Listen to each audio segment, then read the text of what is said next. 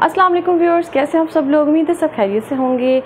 Welcome to my channel Ayesha food secrets. आज मैं आप लोगों के साथ जो रेसिपी शेयर करने लगी हूँ है शान की इजी क्विक हलीम। तो चलिए रेसिपी की तरफ चलते हैं। इसके लिए सबसे पहले मैंने ले लिया शान का इजी कुक हलीम मिक्स। आपने ये वाला डब्बा लेना है, ठीक है। इसके अलावा दूसरा भी आता है, उसमें जो दालें होती हैं वो पिसी हुई नहीं होती हैं, बहुत मोटी मोटी होती हैं। तो आपने ये वाला लेना है, ठीक है। इसके अंदर 2 पैकेट्स आपको मिलते हैं। एक है इसमें ये मसाले का पैकेट और दूसरा इसमें होता है दालों का पैकेट। ये बहुत अर्जेंट बनती है। कोई भी मेहमान आ रहे हो, कोई भी दावत हो, तो आप इसको बहुत जल्दी तैयार कर सकते हैं। इस पैकेट में दालें हैं, दालें चावल वगैरह सब कुछ ऑलरेडी मिक्स है। तो आपको कुछ भी करने की ज़रूरत नहीं है, जस्ट आपने ये चीज़ें ऐड की और आपकी हलीम तैयार हो गई है, ठीक है। तो सबसे पहले आपने एक पैन लेना है, कढ़ाई लेनी है। उसके अंदर यहाँ मैंने 1 कप जो है ऑयल का शामिल कर दिया और उसके बाद आपने इसमें चिकन लेना है। आप इसमें हड्डियों वाला चिकन भी शामिल कर सकते हैं। यहाँ पे मैं बोनलेस चिकन शामिल कर रही हूँ, ठीक है। तो चिकन शामिल करने के बाद जो मसालों वाला पैकेट है ना, इसमें मसाला है हलीम का, वो आपने शामिल कर देना है और इसको 2 से 3 मिनट के लिए अच्छी तरह से भून लेना है इसके साथ, ठीक है। अच्छी तरह से भून लेने के इसमें क्या होगा कि भूनना ज़रूरी इसलिए है कि सारा जो इसका जो मज़ा है ना मसाले का, उसमें शामिल हो जाए। उसके बाद मैंने इसमें तकरीबन 10 गिलास जो है वो मैंने शामिल कर दिए हैं पानी के। और अब इसको पकने देंगे, अच्छी तरह से इसको पकने देना है ताकि जो हमारा गोश्त है वो गल जाए और थोड़ा सा ये थिक हो जाए। इसको अब मैं 10 मिनट के लिए कवर लगा के छोड़ दूँगी। आप इसको कुकर में भी ये प्रोसेस कर सकते हैं, वो बहुत जल्दी 5 मिनट लेगा। तो मैंने ये इसमें बनाया है। अच्छा, ये देखें, ये हमारा चिकन यहाँ पे बहुत अच्छी तरह से गल गया है। अब मैं क्या करूँगी कि चिकन को और ये जो इसका शोरबा है, इन दोनों को अलग अलग कर लूँगी, ठीक है। क्योंकि और चिकन के रेशे करने हैं। चिकन के रेशे आप मिक्सर में, चॉपर में डाल के भी कर सकते हैं, हाथों से भी कर सकते हैं, तो जिस तरह आपको बेहतर लगता है।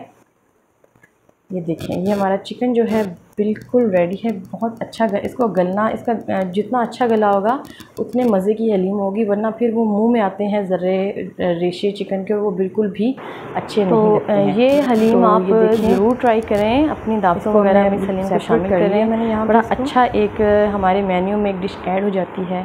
अच्छा, इसके बाद क्या करना है कि हमने इसमें जो दालों का पैकेट था, पानी, अच्छा मैं इस तरह करती हूँ कि पानी शामिल करके उसको पहले अच्छी तरह से डिज़ोल्व करती हूँ, देन हम उसमें जो पानी है उसमें शामिल करेंगे।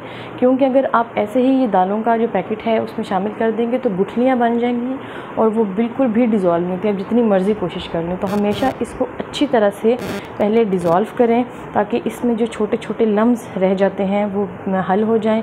इसमें इसको पतला करें, थोड़ा सा पानी साथ साथ इसमें शामिल करें, तो इसको बहुत स्मूथ सा बैटर बनाना है। देन इसको फिर आपने अपने बैटर में शामिल करना है। उसके बाद ये देखें, ये बिल्कुल रेडी हो गया है। इसको मैं साइड पे रख दूँगी। और ये देखें, ये जो मैंने रेशे जो किए हैं, ये मैंने थोड़े हाथ से किए हैं और फिर मैंने इसको चॉपर में डाल के इसको बारीक पीस लिया है, ठीक है। ये देखें, इसमें मैंने जो पानी है उसमें मैंने ये डाल दिया और साथ ही जो बैटर बनाया था दालों का मिक्सचर वो इसमें शामिल कर दिया। और साथ में इसको बीटर की मदद से, हैंड बीटर जो होता है, उससे आपने इसको जल्दी जल्दी से डिज़ोल्व करते जाना है ताकि हमारे जो लम्स हैं वो इसमें ना बने। क्योंकि अगर हलीम बनी हो और चिकन के रेशे मुंह में आ रहे हों तो वो बिल्कुल भी अच्छे नहीं लगते। तो आपने कोशिश ये करनी है कि ये हमारे बिल्कुल अंदर मिक्स हो जाएँ, बिल्कुल मुँह में ना आए। और इसीलिए आपने देखा होगा मैंने रेशे भी बहुत ही काम किए हैं, बारीक किए हैं।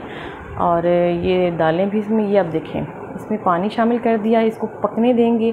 पानी शामिल करना है आपने ज़्यादा, क्योंकि जितना ज़्यादा पानी होगा उसको उतना ज़्यादा टाइम मिलेगा पकने के लिए। अब मैं इसको तकरीबन 20 मिनट के लिए दरमियानी आंच पे रख दूँगी।